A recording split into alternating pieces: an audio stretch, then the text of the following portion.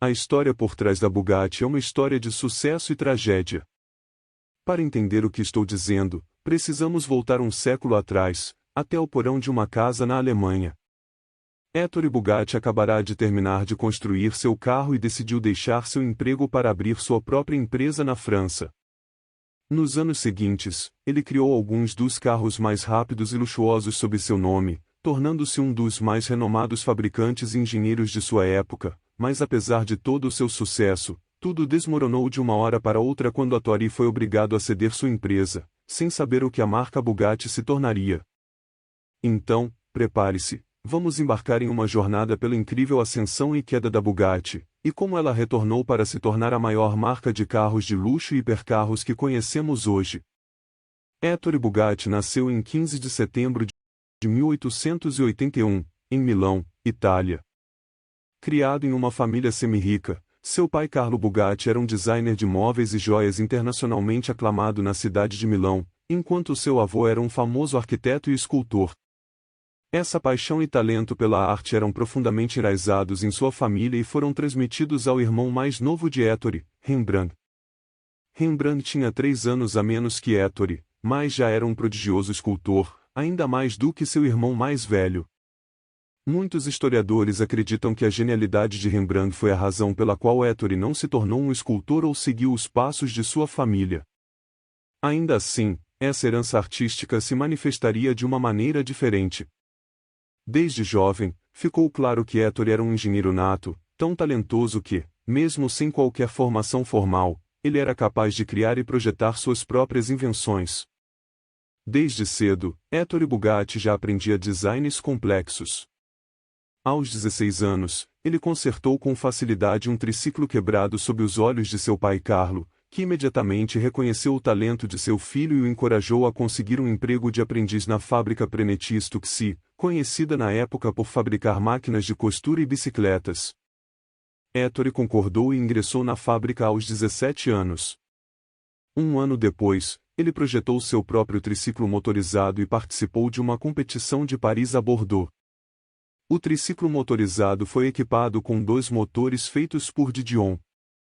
Trabalhar na Prenetier Stuxi foi uma ótima ideia para Ettore, mas também abriu seus olhos para um novo mundo, um mundo de designs mecânicos, automóveis e velocidade. Foi aqui que Ettore encontrou sua verdadeira vocação. Em 1900, aos 19 anos, ele já era um engenheiro talentoso e experiente, e estava pronto para começar a construir seus próprios carros. Ettore Bugatti deixou a Prenetier Stuxi e partiu para construir seu próprio carro. Ele era um perfeccionista por natureza e desenhava cada detalhe do design de seu automóvel, desde o motor até as peças da carroceria. Ele também supervisionava a criação de todas as partes usadas na fabricação de seu carro, o que se tornou um ritual ao longo de sua vida. Ele era um homem muito preciso, detalhado e matemático, tanto que alguns de seus designs pareciam ser complexos demais até mesmo para os engenheiros mais experientes de sua época. Seu talento eventualmente chamou a atenção da empresa Dietrich, que tinha fábricas na França e na Alemanha. Ettore era frequentemente contratado pela empresa para construir e projetar veículos para eles. Apesar de sua jovem idade, ele recebeu seu primeiro contrato profissional aos 19 anos. E, como ainda era menor de idade, seu pai teve que coassinar o contrato por ele. Para este trabalho, Ettore teve que se mudar da sua cidade natal, Milão, para Lorraine, na França.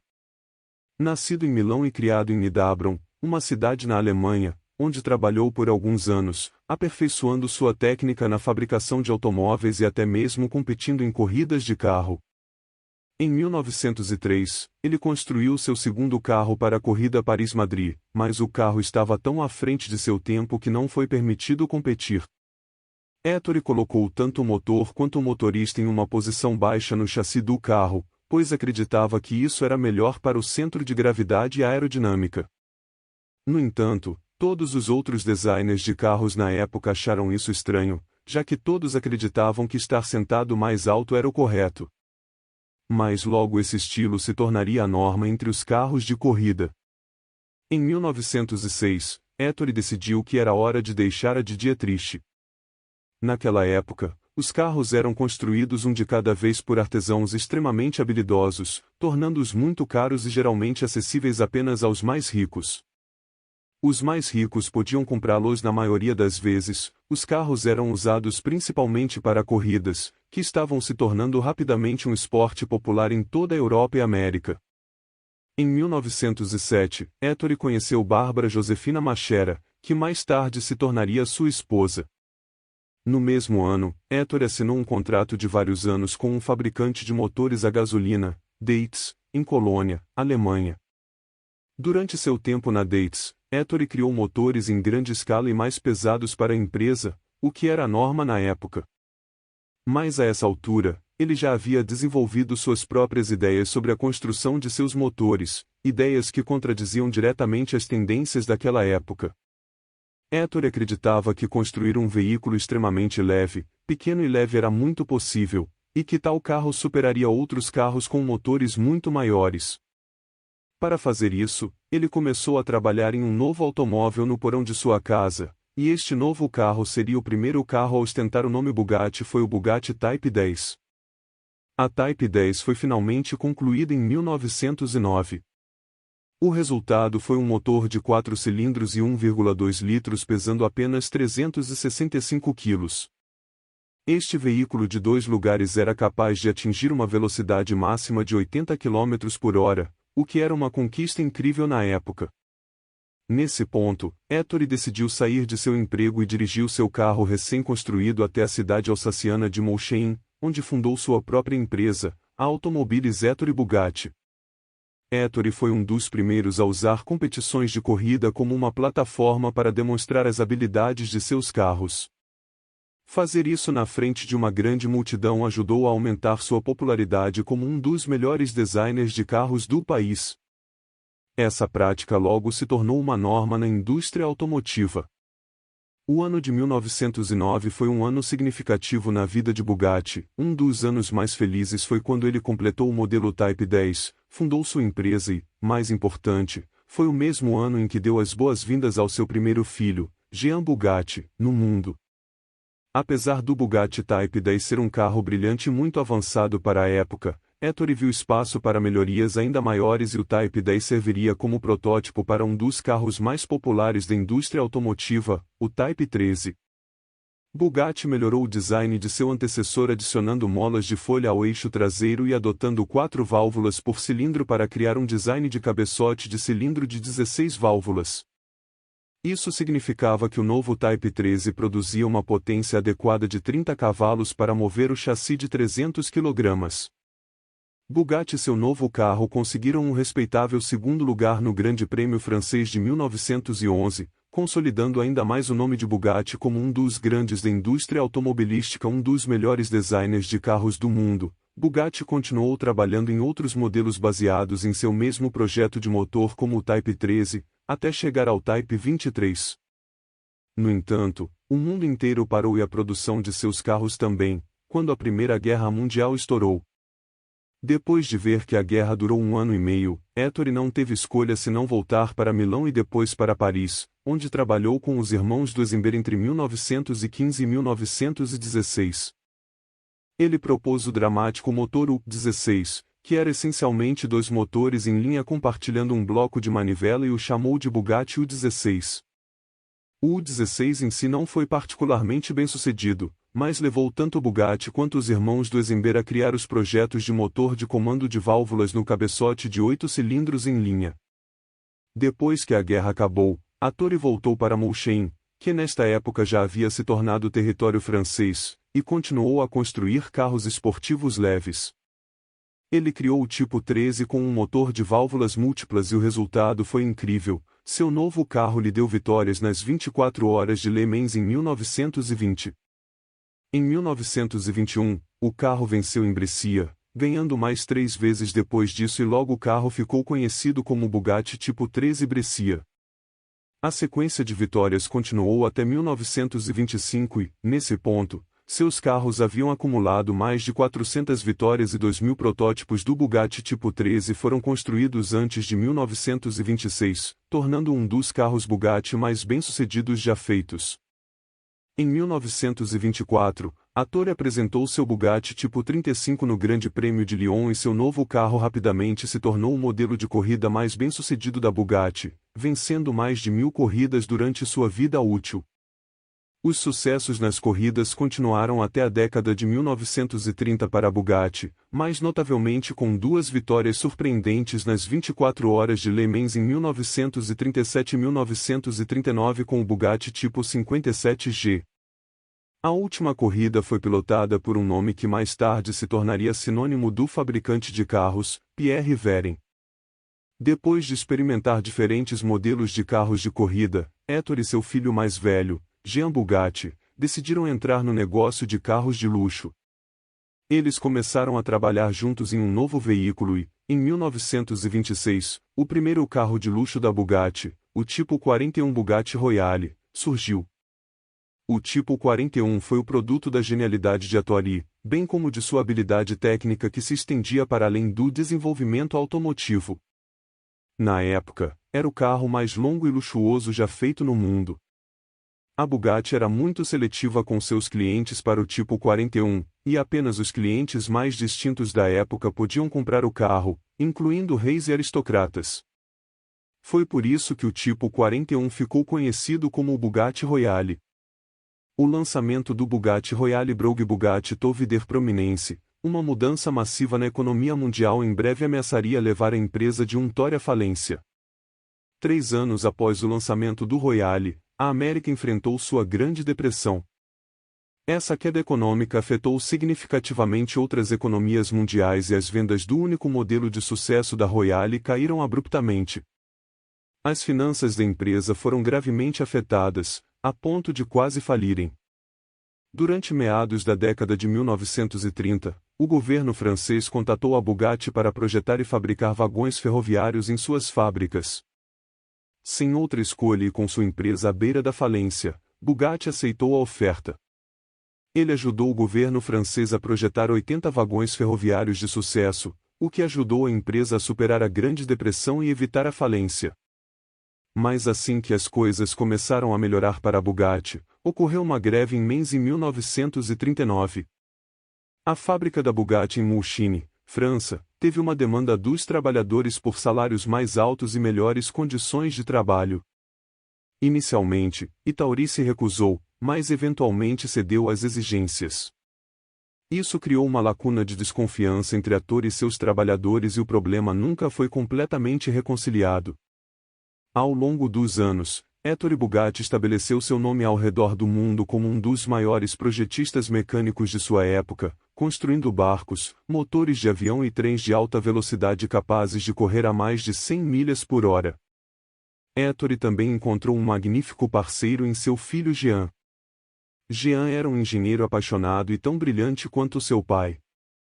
Ettore deixou Jean no comando da fábrica Bugatti. Graças à sua engenhosidade, novos modelos Bugatti foram criados que fascinaram o mundo inteiro, como o famoso Atlantic, o majestoso Royale e o Tipo 57, que competiu e venceu as 24 horas de Le Mans em 1939.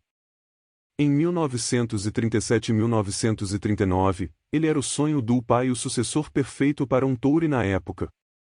Tudo estava indo muito bem para a Bugatti, mas um único momento pode mudar o curso de toda a sua vida e foi exatamente isso que aconteceu com o ator em junho de 1939. A Bugatti havia acabado de vencer as 24 horas de Le Mans pela segunda vez em 4 anos, com o Type 57 tanque. 2 meses depois, Jean Bugatti organizou um teste na estrada com o carro, colocando-se atrás do volante, como havia feito muitas vezes antes, quando de repente um ciclista misterioso surgiu do nada. Na tentativa de evitar o ciclista, Jean jogou o veículo para o lado e bateu em uma árvore, morrendo no local. Ettore caiu em lágrimas ao ouvir a notícia. Seu irmão mais novo, Rembrandt, havia cometido suicídio anos atrás, durante a Primeira Guerra Mundial, e agora ele havia perdido seu filho favorito, seu filho perfeito. As coisas pioraram quando o exército alemão invadiu Alsace e assumiu o controle das fábricas da Bugatti apenas 3 semanas depois que ele perdeu o gene. Ettore de fato antecipou a ameaça e rapidamente transportou grande parte da maquinaria para Bordeaux, mas não foi suficiente. Os alemães o encontraram e exigiram que ele cooperasse produzindo torpedos e carros para o exército alemão, mas ele se recusou. Ettore também havia acumulado muitas dívidas naquele ponto, então, relutantemente, concordou em vender a empresa e as máquinas por uma quantia que era menos de 50% do seu valor. Bugatti fugiu com sua família para Paris e tentou superar sua dor projetando motores de aviação e barcos torpedo, mas nenhum deles deu certo. Embora Bugatti tenha passado a maior parte de sua vida na França, ele era italiano e nunca buscou a cidadania francesa. Então, quando a guerra acabou, o Estado francês não o apoiou e, como a Itália havia sendo aliado dos alemães, Ettore foi acusado de colaborar com os ocupantes alemães. Após o fim da guerra, ele tentou recuperar sua empresa e decidiu processar o Estado, mas perdeu. As coisas pioraram quando, em 1944, a esposa de Ettore, Bárbara, faleceu. Ele estava agora no ponto mais baixo de sua vida. Ele visitou München pela última vez, apenas para ver sua fábrica em ruínas e sua mansão abandonada. Naquela época, sua saúde começou a deteriorar rapidamente, mas ele não desistiu. Ettore solicitou a cidadania francesa na tentativa de recuperar o que era seu por direito. Então, em 1947, aos 66 anos, a saúde de Ettore piorou ainda mais. Nesse período, ele contraiu uma doença pulmonar e sofreu um derrame grave. Sua empresa acabou sendo restaurada e as posses de Ettore foram finalmente devolvidas a ele. No entanto, as boas notícias chegaram tarde demais para Ettore, pois ele já tinha falecido. Ele sofreu uma completa paralisia de suas faculdades mentais e sua condição só piorou 10 dias depois. Após a recuperação de sua empresa, Ettore Bugatti faleceu. Os membros sobreviventes de sua família não puderam administrar a produção de seus carros, e como resultado, a fábrica da Bugatti teve que fechar e foi abandonada por muitos anos. A empresa Bugatti não produziu nada novo até seu renascimento na década de 1980. Um empresário italiano chamado Romani Artioli adquiriu a empresa em 1987 e reintroduziu a marca Bugatti ao mundo. 5 anos depois, um modelo completamente novo, o Bugatti EB110, foi apresentado ao público. Este novo carro era capaz de atingir velocidades máximas de 213 milhas por hora e rapidamente se tornou um fenômeno. O poder e a aparência extravagante do carro causaram uma grande impressão nas pessoas ao redor do mundo, mas infelizmente apenas 139 unidades foram construídas antes da Bugatti falir devido à má gestão em 1995. Somente em 1998, quando a Volkswagen adquiriu a marca Bugatti, fomos apresentados novamente à marca de supercarros que conhecemos hoje. A nova empresa apresentou vários carros conceituais em vários salões de automóveis no final dos anos 90 e depois ficou quieta nos próximos anos enquanto desenvolvia um novo carro. Em 2005, o Bugatti Veyron foi lançado ao público e se tornou um dos carros mais quentes do mundo, quebrando o recorde mundial como o carro de produção mais rápido já construído para uso em estradas, atingindo uma velocidade máxima de 254 milhas por hora. O Veyron continuou até 2015, quando foi substituído pelo Bugatti Chiron, outro fenômeno de supercarros. Em 2019, a empresa quebrou o recorde novamente com seu Bugatti Chiron, como o novo carro de produção mais rápido do mundo.